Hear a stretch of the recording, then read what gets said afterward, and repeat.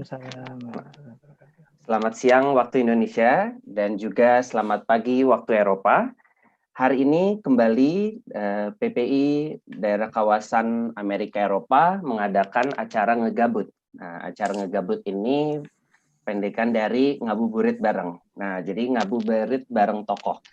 Ini merupakan program lanjutan, Bu, dari bulan Ramadan kemarin dalam rangka topik-topik strategis bersama tokoh.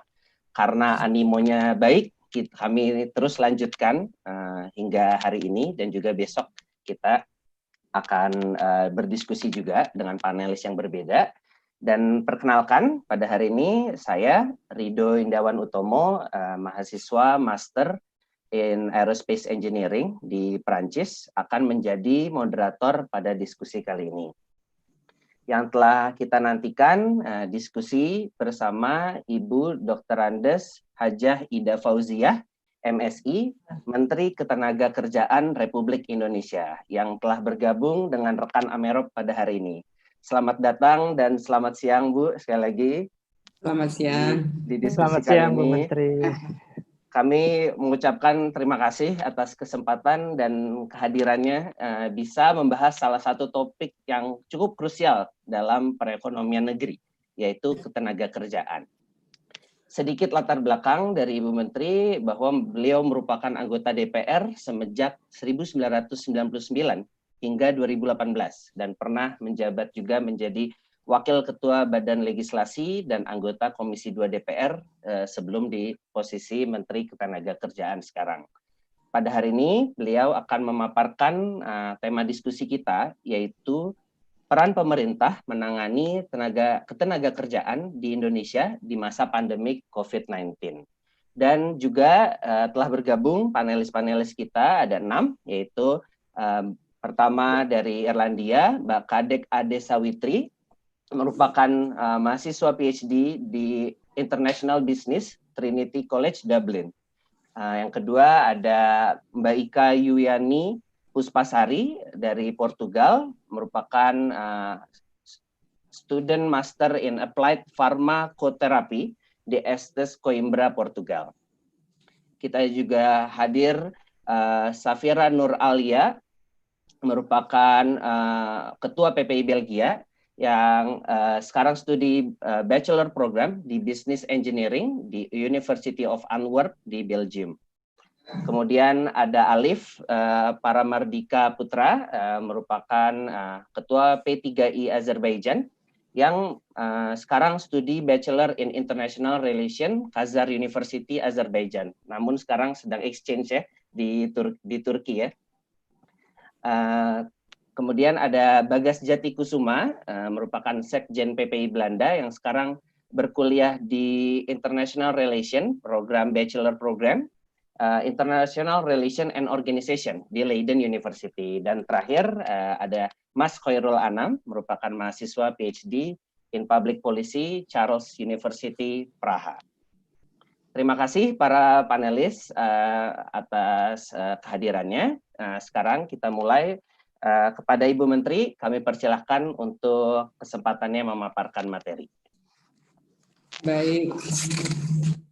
Assalamualaikum warahmatullahi wabarakatuh.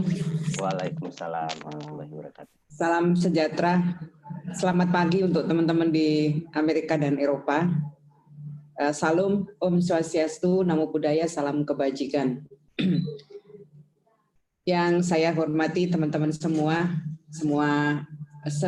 panelis, ini saya bangga ini bisa bergabung dengan teman-teman semua calon-calon pemimpin masa depan ini yang akan memimpin Indonesia 10-20 tahun lagi atau mungkin cukup 5 tahun lagi, 5 tahun yang akan datang.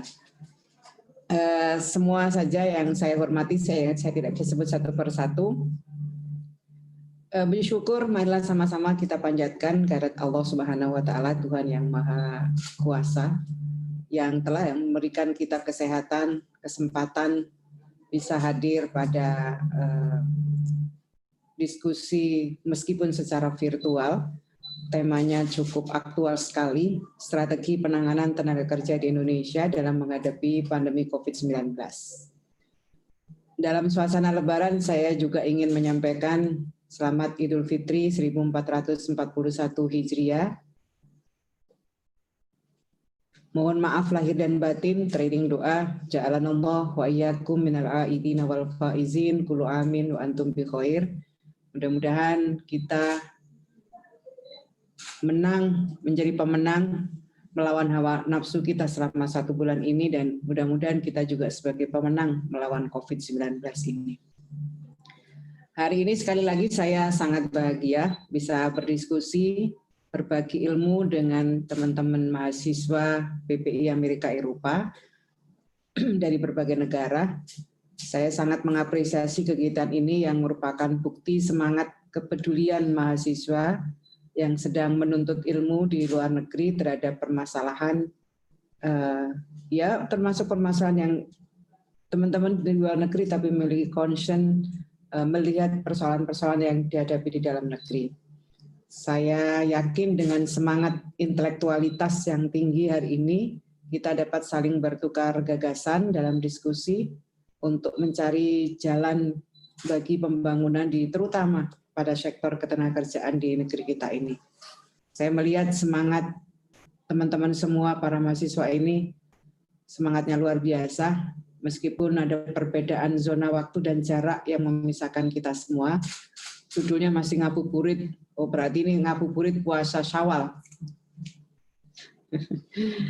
Baik teman-teman yang saya cintai, seperti yang kita pahami bersama bahwa pandemi COVID-19 ini telah membawa kita pada situasi yang semua kita tidak menginginkan, semua negara tidak menginginkan, termasuk negara kita tidak menginginkan kondisi ini. Oleh WHO, pandemi COVID ini sudah ditetapkan menjadi pandemi global. Data WHO per 27 Mei 2020 menunjukkan sudah lebih dari 216 negara terdampak COVID-19. Kasus terkonfirmasi secara global mencapai lebih dari 5,4 juta kasus yang mengakibatkan 345.000 orang meninggal. Ini secara global ya. Kalau kita lihat di Indonesia, data gugus tugas COVID-19 per 27 Mei 2020 menunjukkan bahwa ada 23.851 kasus terkonfirmasi dengan sembuh sementara mencapai 6 ribuan, yang meninggal 1.473 orang. Memang angka yang sembuh jauh lebih banyak dibandingkan dengan saudara-saudara kita yang meninggal. Pandemi COVID-19 ini tidak dapat dipungkiri telah memukul sendi-sendi perekonomian global dan mengancam keberlangsungan hidup para pekerja atau buruh di seluruh dunia. Sebagai contoh, IMF memperkirakan pertumbuhan ekonomi global akan tumbuh negatif sebesar 3% pada tahun 2020 ini. Dampak pandemi pun disenyalir lebih buruk dari krisis keuangan global tahun 2008. Koreksi pertumbuhan ekonomi global tentu akan berdampak pada meningkatnya pengangguran.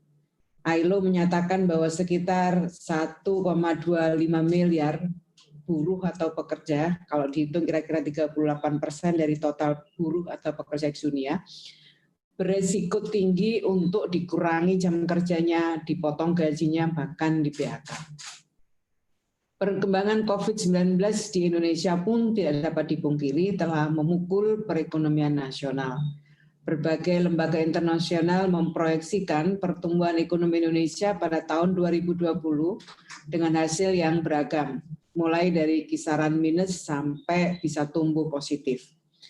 Pemerintah sendiri memprediksi pertumbuhan ekonomi dalam skenario berat masih dapat tumbuh positif sebesar 2,3%.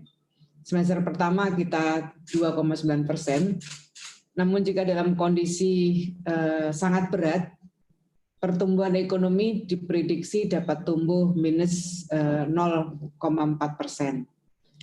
Koreksi pertumbuhan ekonomi tersebut berdampak pada jumlah pengangguran yang diproyeksi dapat bertambah hingga 2,92 juta orang sampai 5,23 juta orang. Ini kalau skenarionya sangat berat bisa sampai 5 juta lebih. Nah, teman-teman sekalian, sebelum saya masuk ke pembahasan lebih lanjut mengenai sektor ketenagakerjaan di masa pandemi, saya ingin memberikan gambaran sedikit mengenai potret ketenagakerjaan kita. Data BPS per Februari 2020 menunjukkan bahwa angkatan kerja di Indonesia saat ini berjumlah 137,91 juta orang. Angkatan kerja tersebut terdiri dari penduduk yang bekerja sebanyak 131,03 juta orang atau 95,01%, dan pengangguran terbuka kita sebanyak 6,88 juta orang atau 4,99. Dari data ini sebenarnya angka pengangguran awal tahun 2020 dengan tahun 2019 mengalami penurunan. Kalau 2019 angka pengangguran kita itu 5,2%. Nah, awal 2020 pengangguran kita sebenarnya turun 4,99%. Meski demikian, kita memiliki tantangan kalau dilihat di profil, di mana penduduk yang bekerja dari sisi pendidikannya adalah mayoritas mereka adalah lulusan SMP ke bawah. Dari kondisi ini dapat dilihat bahwa penduduk yang bekerja masih didominasi pekerja yang kurang terampil atau low skill.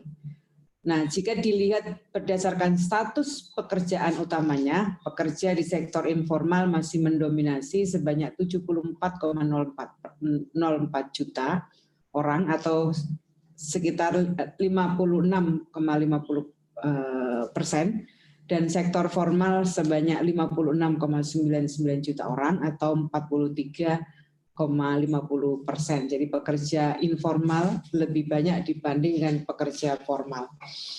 Sedangkan dari sisi pengangguran, penyumbang terbesar di Indonesia itu merupakan angkatan kerja muda dengan kategori umur 15 sampai 29 tahun.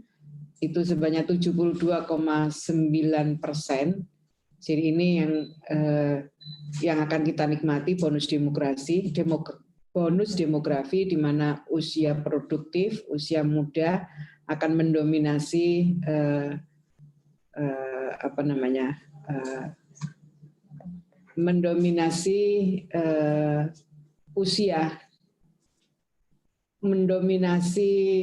profil ketenagakerjaan, profil penduduk Indonesia. Jika dilihat dari sisi latar belakang pendidikan, pengangguran dengan tingkat pendidikan SMA dan SMK mendominasi sebanyak 3,72 juta orang atau 52,84%. Jadi yang menganggur itu ternyata memiliki pendidikan tinggi, SMA, SMK, sementara mereka yang bekerja tingkat pendidikannya SMP ke bawah. Ini tantangan tersendiri. Selain itu yang saat ini perlu diperhatikan juga adalah pengangguran dengan tingkat pendidikan tinggi, yaitu pengangguran yang berlatar belakang pendidikan diploma dan universitas. Pendidikan diploma dan universitas meskipun secara persentase tingkat pengangguran masih berada di bawah tingkat pengangguran SMK dan SMA, akan tetapi jumlahnya cukup signifikan, mendekati angka 1 juta orang pada tahun 2019. Ironi kan? Yang bekerja itu pendidikannya rendah, sementara pengangguran kita didominasi oleh SMA, SMK, dan mereka yang perguruan tinggi atau diploma. Jadi ini menunjukkan bahwa kita punya pekerjaan rumah yang tidak gampang. Oleh karena itu pemerintah saat ini terus berusaha untuk selalu memperbaiki kualitas, kuantitas, dan persebaran sumber daya manusia melalui berbagai pelatihan kompetensi yang disesuaikan dengan pasar kerja.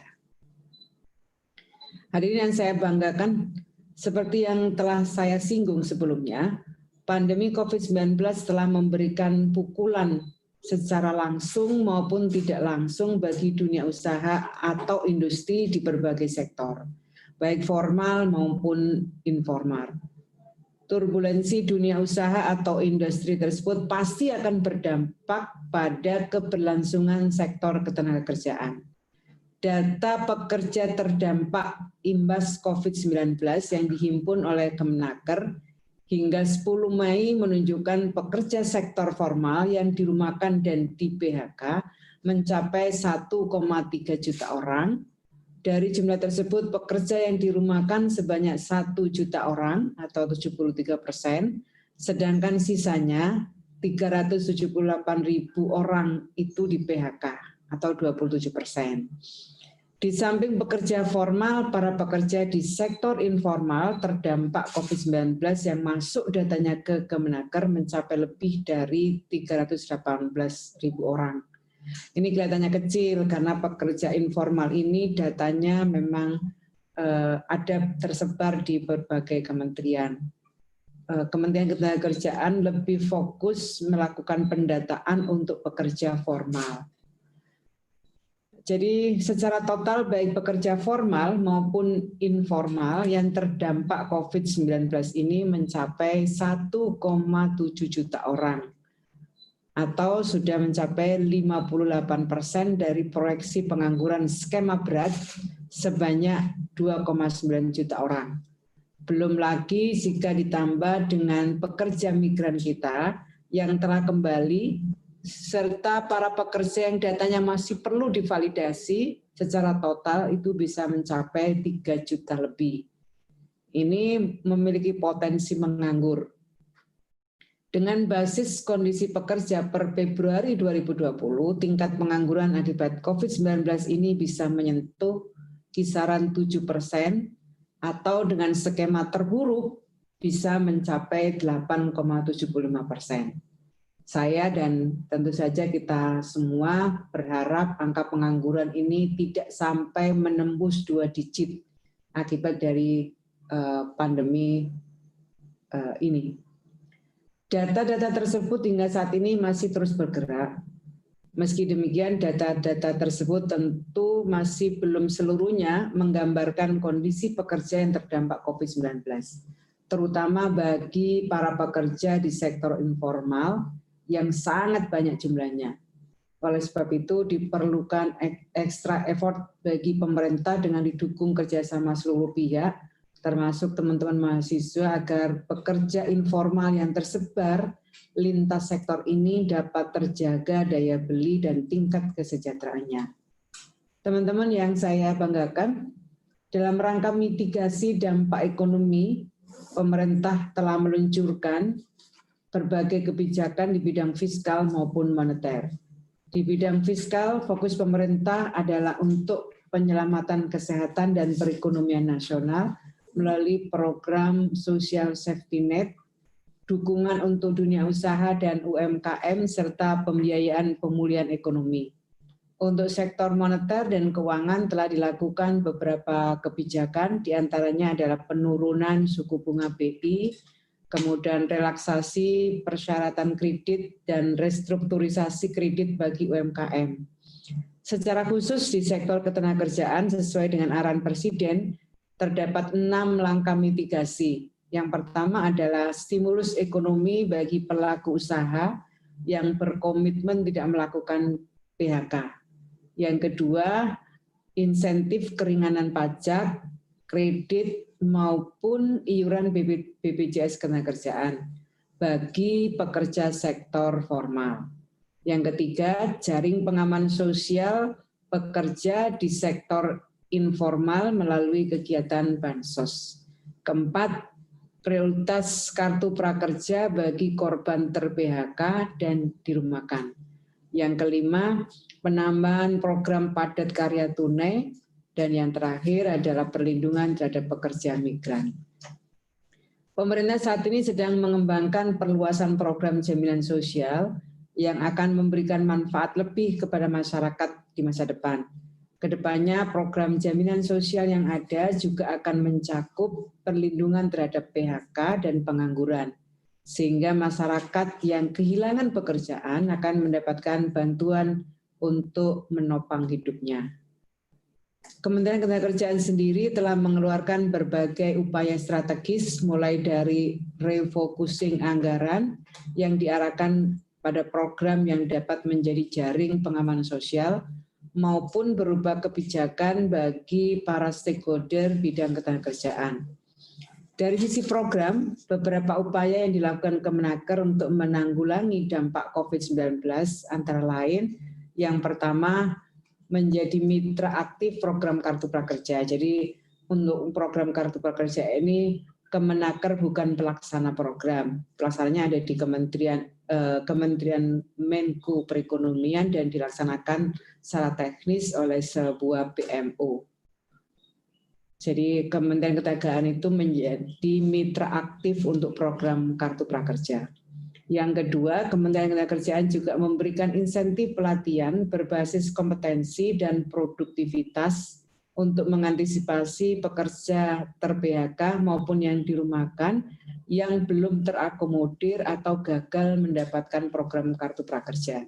Jadi program-program yang selama ini secara reguler kami modifikasi menyesuaikan kondisi pandemi COVID-19 ini.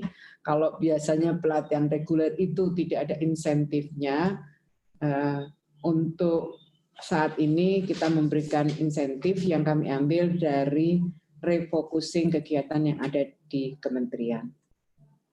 Kemudian yang ketiga, program pengembangan perluasan kesempatan kerja bagi para pekerja atau buruh yang terdampak COVID-19 berupa program padat karya dan kewirausahaan. Kemenaker juga telah menjalankan program BLK Tanggap COVID-19 dengan mengoptimalkan peran BLK dalam memitigasi dampak COVID-19 dengan melakukan produksi makanan, produksi barang-barang kebutuhan untuk melawan pandemi seperti masker, wastafel.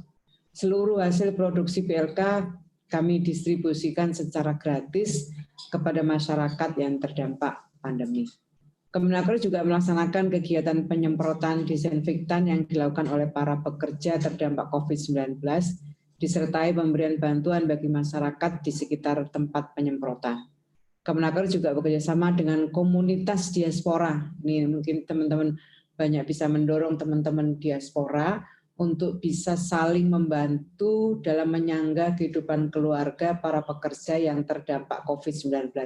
Program ini diinisiasi oleh Diaspora Indonesia, donasi kami menyebutnya Diaspora Peduli, family to family, family yang ada di luar negeri, membantu family para pekerja yang ter-PHK. Program ini langsung dari pemberi atau dari pemberi donasi kepada teman-teman yang ter-PHK. Kami hanya fasilitator, menyambungkan rezekinya teman-teman yang ter-PHK ini dengan teman-teman diaspora dari seluruh negara. Kementerian Ketenagakerjaan juga telah mengeluarkan beberapa kebijakan, antara lain kami mengeluarkan surat edaran untuk memberikan perlindungan pekerja dan kelangsungan usaha. Untuk sementara kami juga menghentikan TKA dari RRT serta pelarangan sementara orang asing masuk ke Indonesia. Kami juga telah mengeluarkan keputusan Menteri Ketenagakerjaan tentang penghentian sementara pekerja migran Indonesia ke negara-negara penempatan. Yang keempat, kami telah mengeluarkan surat edaran terkait pembayaran THR keagamaan dan pembentukan posko untuk pengaduan masalah THR. Yang kelima, kami telah merancang peraturan pemerintah terkait kebijakan relaksasi iuran BPJS Ketenagakerjaan. Ini prosesnya akhir, sudah di kantor Sesnek untuk segera bisa dikeluarkan peraturan pemerintahnya. Kami saat ini juga melakukan optimalisasi platform sistem informasi ketenagakerjaan atau Sisnaker. Sisnaker ini dapat menyediakan informasi yang terintegrasi mulai dari lowongan pekerjaan, jenis pelatihan, sampai dengan sertifikasi untuk memenuhi kebutuhan pasar kerja. Jadi Sisnaker ini adalah platform digital yang mempertemukan seluruh stakeholder ketenagakerjaan. Para peserta diskusi yang saya hormati, seperti yang telah saya sampaikan sebelumnya, dampak ekonomi yang berasal dari pandemi COVID-19 ini lebih kompleks dibandingkan dengan krisis yang pernah menimpa Indonesia tahun 98 atau tahun 2008 yang berakibat sejumlah sektor usaha dan industri mengurangi kegiatan ekonomi mereka. Akan tetapi juga kita harus tetap jeli melihat peluang yang timbul dari kondisi ini sehingga dapat bangkit dengan memanfaatkan peluang tersebut. Pandemi tidak serta-merta menghentikan aktivitas bisnis atau usaha yang menyebabkan para pekerja dirumahkan atau bahkan di PHK sehingga menimbulkan tekanan di sektor ketenagakerjaan. Jika dilihat dari kondisi pasar kerja masih terdapat lowongan pekerjaan atau demand yang ditawarkan oleh pelaku usaha atau industri di berbagai sektor dengan berbagai jabatan dan keahlian.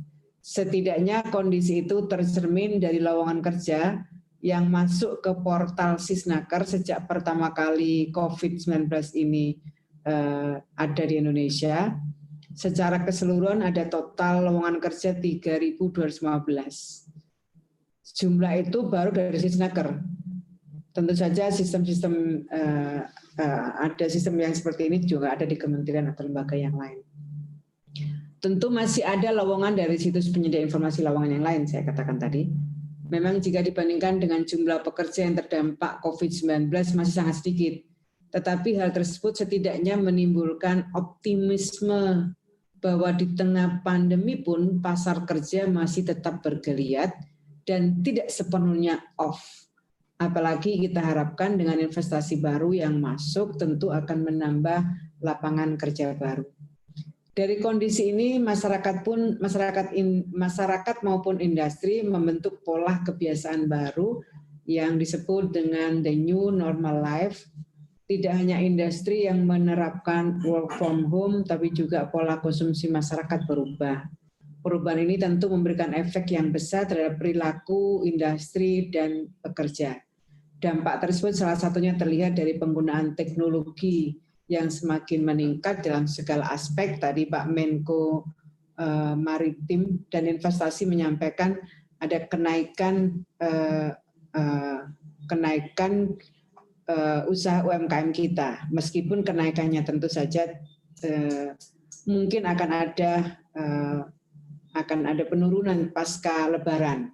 Tapi kita cukup optimisme yang luar biasa karena ternyata UMKM kita masih semangat dan masih terus mengembangkan ekonominya. Perubahan pola kebiasaan yang terjadi selama pandemi dapat menjadi sebuah fenomena yang mendorong munculnya pola kerja baru yang berpusat pada penggunaan teknologi sebagai upaya adaptasi dunia usaha akibat kondisi ini. Jadi kita ada percepatan adaptasi akibat pandemi ini. Dan ini menurut saya adalah sebuah peluang baru bagi bangkitnya ekosistem ketenagakerjaan kita. Sehingga angkatan kerja kita perlu mempersiapkan diri untuk dapat menjadi bagian dari perubahan yang terjadi tersebut. Dengan adaptasi dan stimulus insentif yang tepat, kita harus dapat memanfaatkan potensi besar ini untuk kebangkitan perekonomian dan ekosistem ketenagakerjaan. Melihat kondisi tersebut, Kemenaker mempersiapkan strategi pemulihan sektor ketenagakerjaan dengan mempertimbangkan pola baru, the new normal life.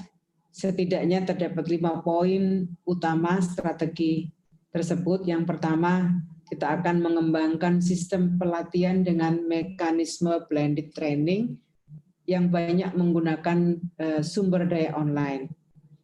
Kalau teman-teman tahu bahwa selama ini memang PLK yang ada di Kementerian Ketenagakerjaan itu lebih banyak pelatihannya itu secara offline.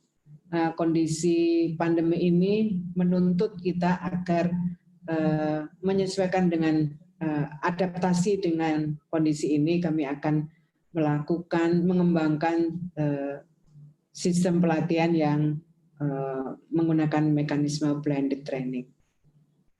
Yang kedua, memaksimalkan sumber daya untuk penempatan tenaga kerja dengan memanfaatkan portal online Sisnaker. Kemudian yang ketiga, perluasan kesempatan kerja dan wirausaha sebagai program recovery. Yang keempat, gerakan masifikasi wajib lapor ketenagakerjaan perusahaan online untuk pengumpulan big data yang bermanfaat untuk pengambilan kebijakan. Yang kelima, peningkatan intensitas dan kualitas dialog sosial dalam menyelesaikan permasalahan ketenagakerjaan yang dalam pelaksanaannya juga memanfaatkan platform online. Kemenaker juga sedang menyusun protokol tentang rencana keberlangsungan usaha dalam menghadapi pandemi COVID-19 dan protokol pencegahan penurunan COVID-19 ini di perusahaan. Kebijakan ini bertujuan untuk memberikan perlindungan kepada tenaga kerja dan keberlangsungan usaha pada the new normal yang akan segera kita mulai. Melalui kebijakan ini, perusahaan diminta untuk menyusun perencanaan keberlangsungan usaha dalam menghadapi pandemi dan juga memastikan pelaksanaan protokol kesehatan dalam pelaksanaan kegiatan usaha. Teman-teman sekalian yang saya banggakan, saya yakin dukungan dari mahasiswa Indonesia di luar negeri akan sangat vital dalam upaya kolaborasi penciptaan ekosistem ketenagakerjaan yang baik dan berkelanjutan, baik melalui sumbangsi ilmiah dalam kapasitas sebagai mahasiswa saat ini, ataupun ketika nanti menjadi tenaga kerja yang berkualitas dan berdaya saing untuk memajukan Indonesia tercinta. Saya harap kegiatan diskusi hari ini menghasilkan sumbangan positif bagi pembangunan ketenagakerjaan Indonesia. Saya juga tidak akan berhenti terus mengajak semua teman-teman untuk berperan aktif di dalam berkontribusi membangun ketenagakerjaan di Indonesia. Jangan lupa kita juga harus tetap berdoa agar pandemi COVID-19 ini dapat segera berakhir. Semoga kondisi sosial ekonomi Indonesia dapat segera pulih seperti sedia kala. Saya kira itu, sekali lagi senang dan bangga bisa berdiskusi dengan teman-teman semua. Terima kasih. Wallahul muwaffiq ila aqwamit thoriq. Wassalamualaikum warahmatullahi wabarakatuh. Waalaikumsalam warahmatullahi wabarakatuh. Terima kasih Bu Menteri atas pemaparannya. Semoga teman-teman juga bisa ini menjadi informasi penting dengan data-data yang baru juga para teman-teman pelajar dan juga masyarakat umum yang menyaksikan bahwa langkah-langkah apa yang telah ditempuh dan sedang diproses oleh pemerintah dalam menangani tenaga kerja Indonesia di masa pandemi. Ada beberapa hal yang bisa saya soroti. Yang pertama, memang ada masalah persebaran SDM sebelum adanya pandemi COVID-19, yang kita lihat bahwa jumlah PHK, jumlah pengangguran kita itu sudah turun sebenarnya di 2020 awal sehingga 5%. Namun dengan proyeksi adanya pandemi bisa menyentuh yang paling berat itu hampir 8,75% atau hampir naik 50% lebih.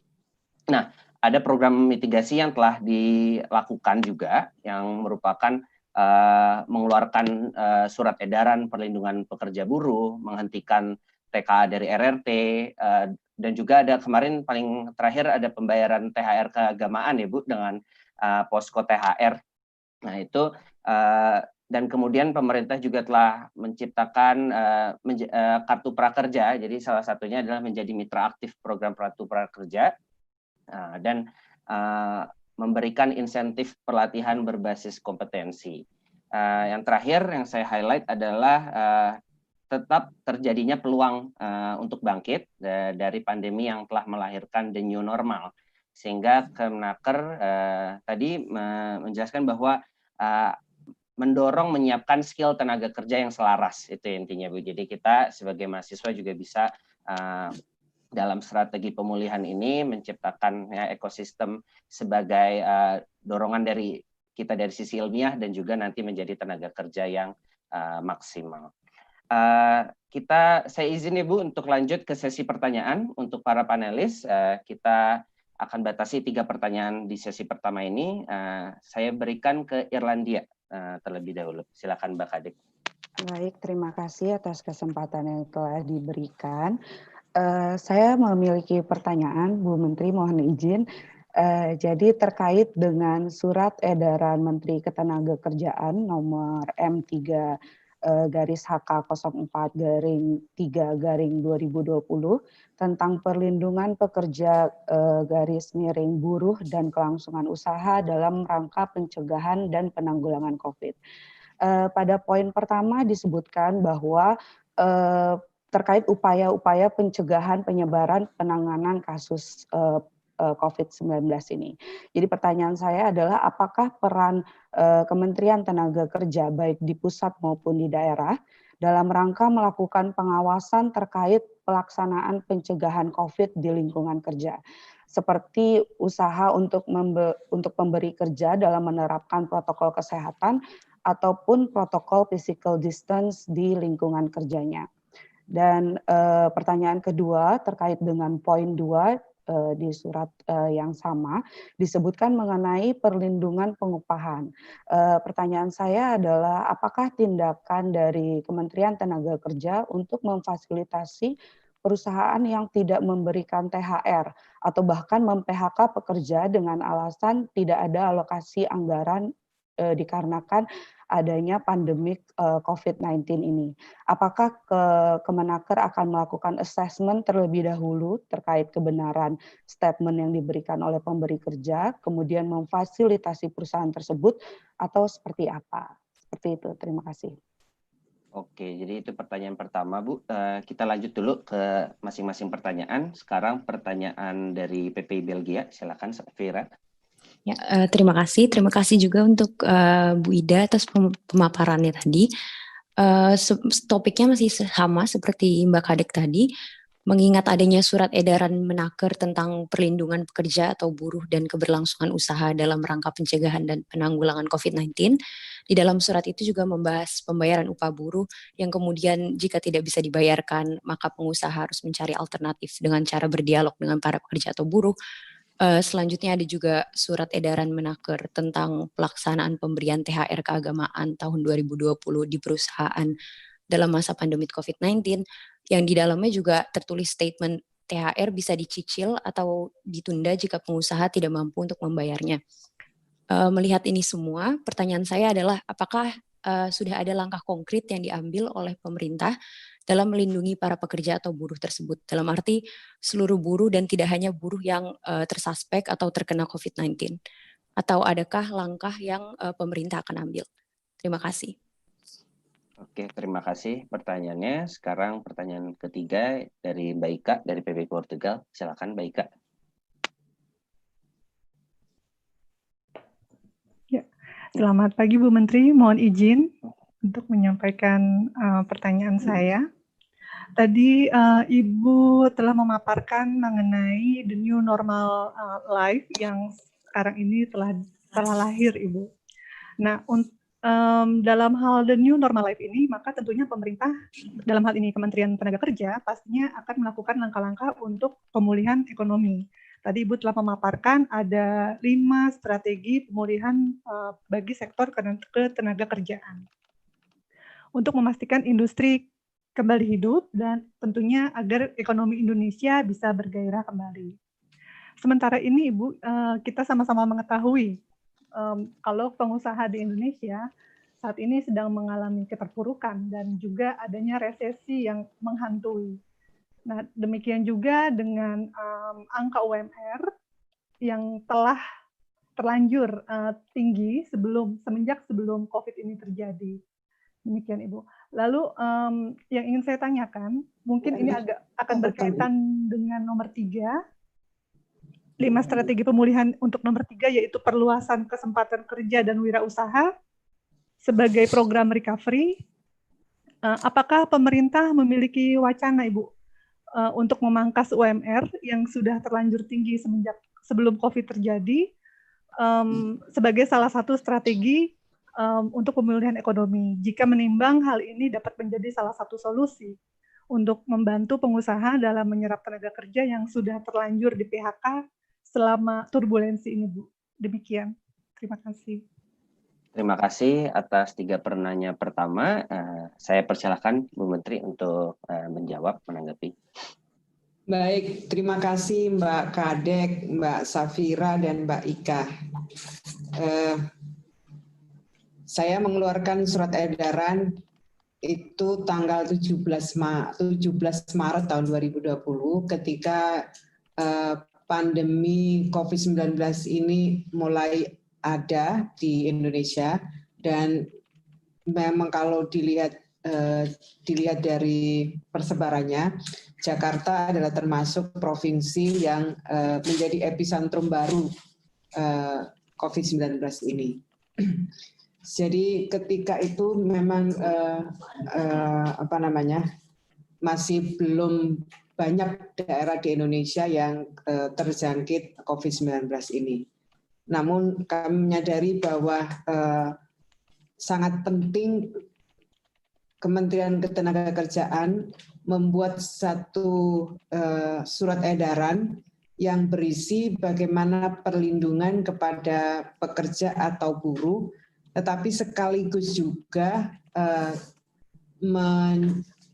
memastikan kelangsungan usaha dalam rangka pencegahan dan penanggulangan COVID-19 ini. Jadi apa peran Kemenaker? Perannya Kemenaker adalah melakukan pembinaan sekaligus pengawasan.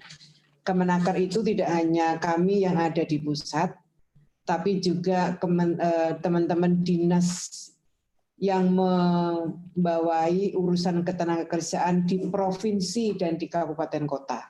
Jadi perannya kami adalah melakukan pembinaan agar protokol kesehatan itu diterapkan di masing-masing perusahaan atau industri. Kemudian juga melakukan pengawasan tentang keselamatan dan kesehatan kerja K3-nya. Itu waktu itu memang semua sektor awal Maret itu semua sektor masih diperbolehkan untuk tetap beroperasi, tapi ketika beroperasi itu harus memenuhi protokol standar kesehatan yang dibuat oleh WHO, dan tentu saja kita punya undang-undang tentang keselamatan dan kesehatan kerja. Kemudian tidak hanya menerapkan protokol kesehatan saja, tapi juga kita berharap dan dengan melakukan pembinaan dan pengawasan agar setiap perusahaan membuat rencana kesiapsiagaan dalam menghadapi pandemi. Artinya sejak awal kita memberikan warning, ini pandemi akan berdampak panjang. Kita minta agar semua perusahaan untuk siap siaga. Jadi kalau misalnya kita harus melakukan physical distancing, bagaimana cara mengaturnya? Jika kemudian karena untuk kepentingan memenuhi protokol kesehatan, ketika harus physical distancing, maka misalnya pekerjaan itu tidak tidak semua, kalau semua bekerja pada saat yang sama, physical distancing-nya tidak bisa dilakukan, maka harus dibuat protokol baru dengan model shifting misalnya. Itu saya kira sejak awal kita sudah memwarning perusahaan.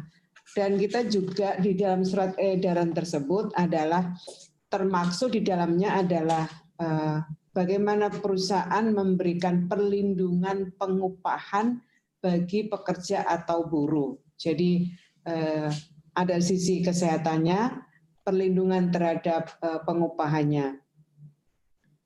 Yang paling penting dari surat edaran tersebut adalah ketika perusahaan melakukan pembatasan kegiatan usaha akibat adanya kebijakan di masing-masing daerah, karena tidak semua daerah menerapkan PSBB, antar satu daerah dengan daerah yang lain berbeda, maka dan yang itu bisa menyebabkan sebagian atau seluruh pekerjanya atau buruhnya tidak masuk kerja, tadi saya katakan dengan model shifting, maka dengan mempertimbangkan kelangsungan usaha, maka perubahan besaran maupun cara pembayaran upah untuk pekerja atau buruh dilakukan sesuai dengan kesepakatan antara pengusaha dengan pekerja atau buruh. Dalam kondisi yang sulit ini memang kebijakan antar satu perusahaan dengan perusahaan lainnya berbeda, dan itu kami menyerahkan kepada perusahaannya untuk mendialogkan secara baik, secara kekeluargaan mendialogkan dengan teman-teman pekerja atau buruh, termasuk yang terkait dengan pembayaran THR.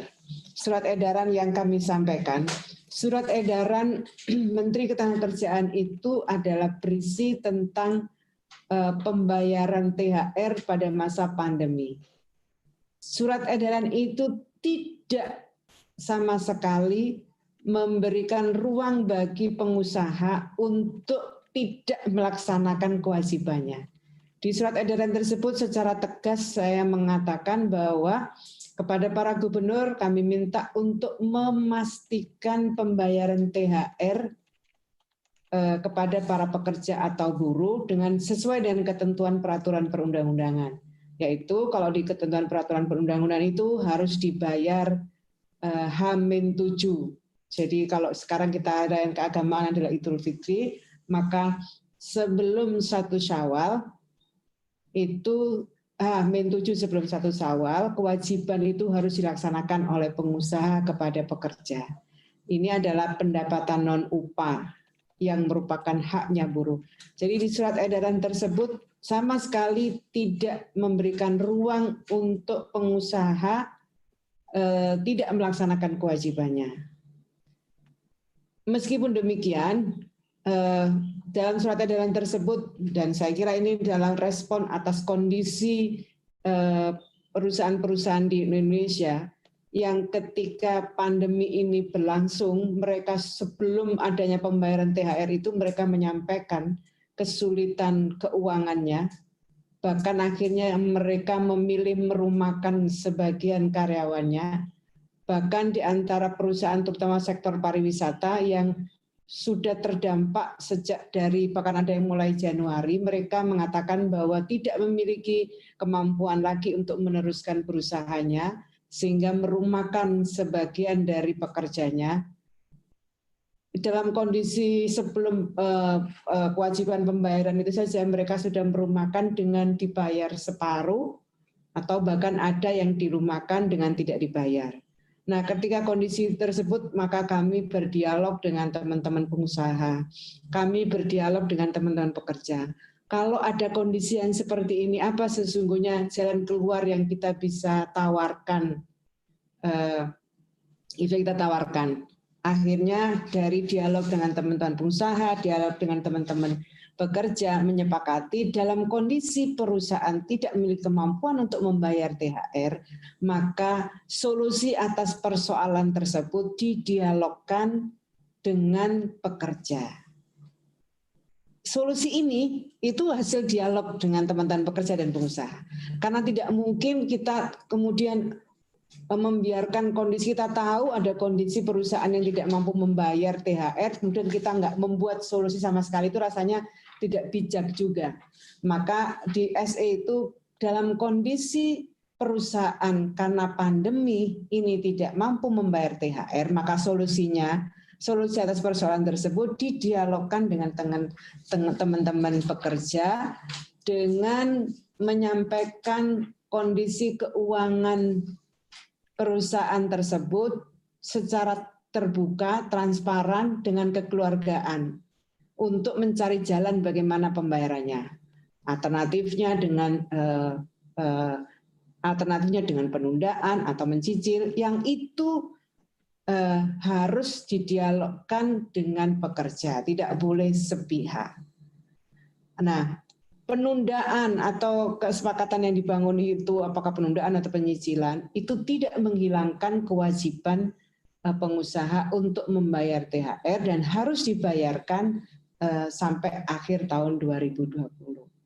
Jadi surat edaran ini sebenarnya tidak ujuk-ujuk lahir begitu saja, tapi sudah melalui proses dialog.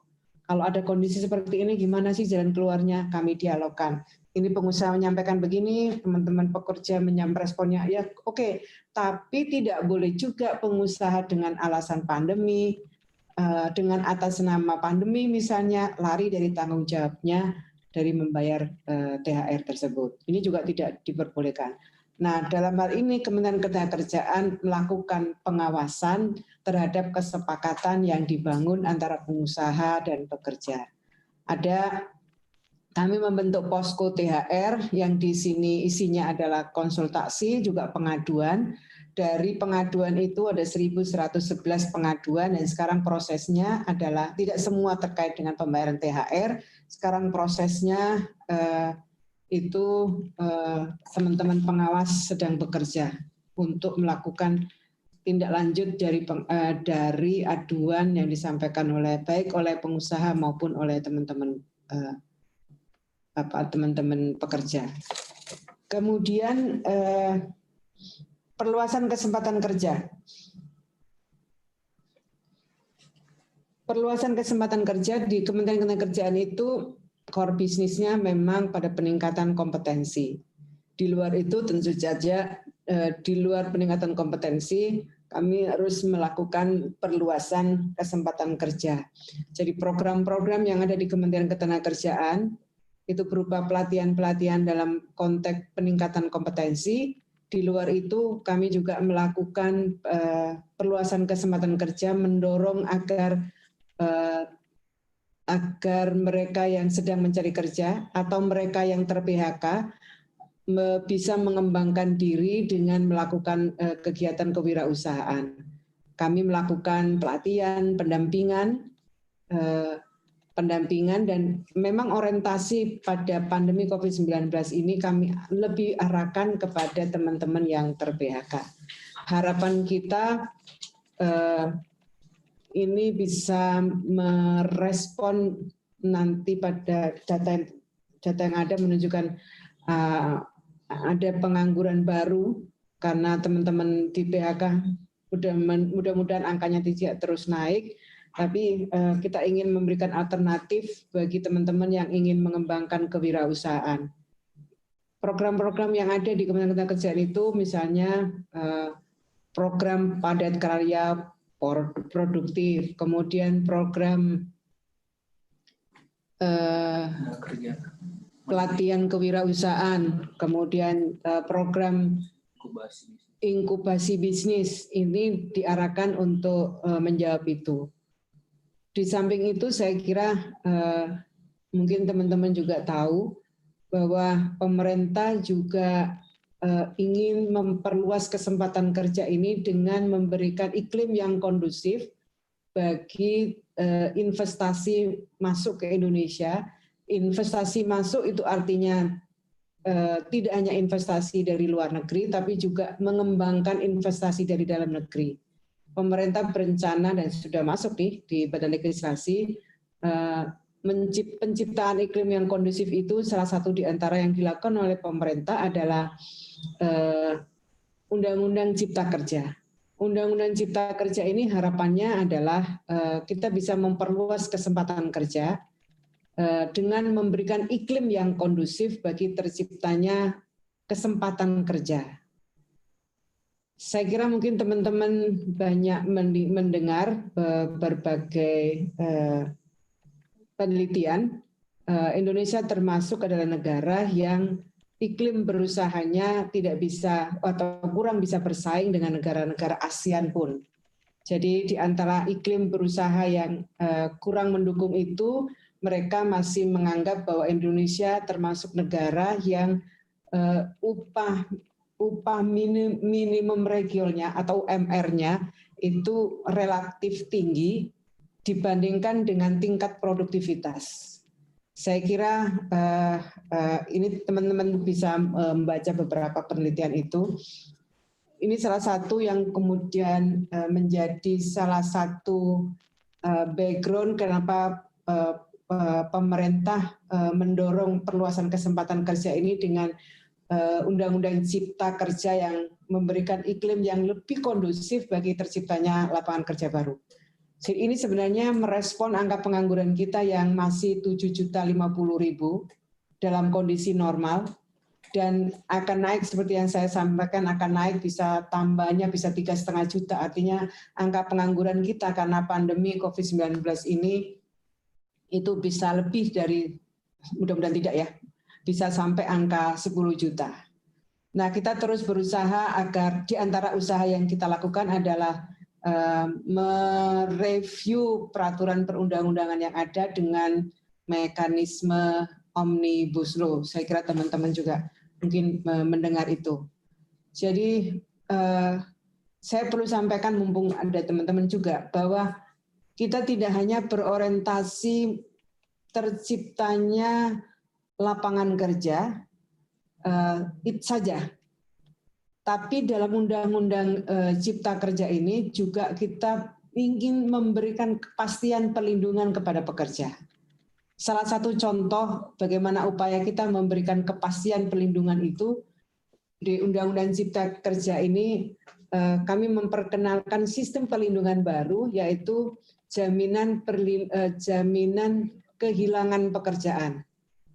Yang kalau lihat konteks pandemi ini sangat kontekstual sekali. Kita belum punya sistem jaminan sosial untuk teman-teman yang kehilangan pekerjaan.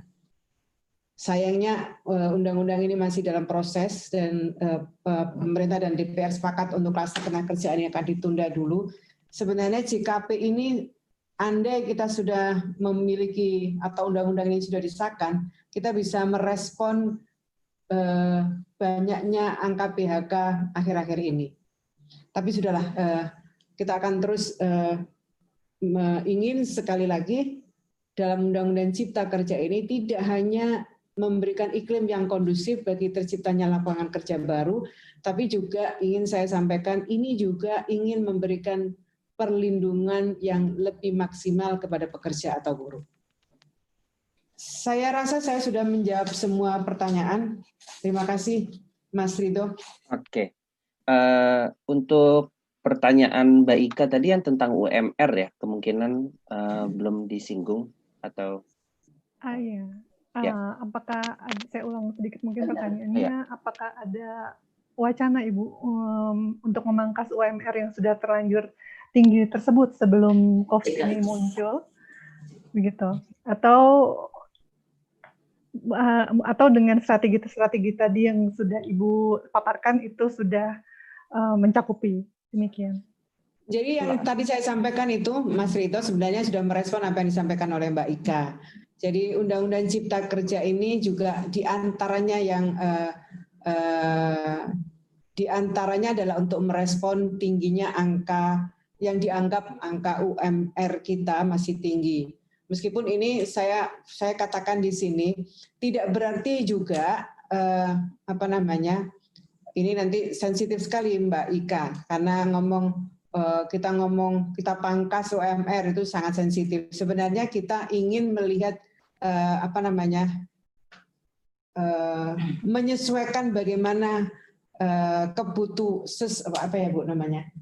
upah minimum itu sebenarnya adalah kalau kita mau menakar upah minimum itu adalah pengusaha itu mampu membayarnya, pekerjanya cukup dengan upah yang diberikan. Nah, ini konsep inilah sebenarnya yang sedang kita rumuskan dalam Undang-Undang Cipta Kerja. Jadi kalau saya memang kurang sependapat memangkas, wah sepertinya ada hak yang terkurangi dengan Undang-Undang Cipta Kerja. Tapi bukan itu. Jadi sebenarnya filosofi dari upah minimum itu adalah pekerjanya mampu membayar, pengusahanya mampu membayar, sementara upah itu cukup bagi pekerja. Ini yang rumusannya nggak gampang. Nah, upah yang mampu ini upah diukur dengan kemampuan pengusaha. Ini kalau pengusahanya nggak mampu membayar karena dianggap itu tinggi, maka dia bisa realokasi ke luar negeri, tidak lagi mau membangun usahanya di Indonesia. Ini artinya filosofinya nggak dapat nih. Filosofinya adalah pengusahanya mampu memenuhi dan cukup bagi pekerjanya. Dua ini harus ketemu. Nah, ini sedang dirumuskan di Undang-Undang Cipta Kerja. Itu Mbak Ika. Terima kasih Bu atas penjelasannya.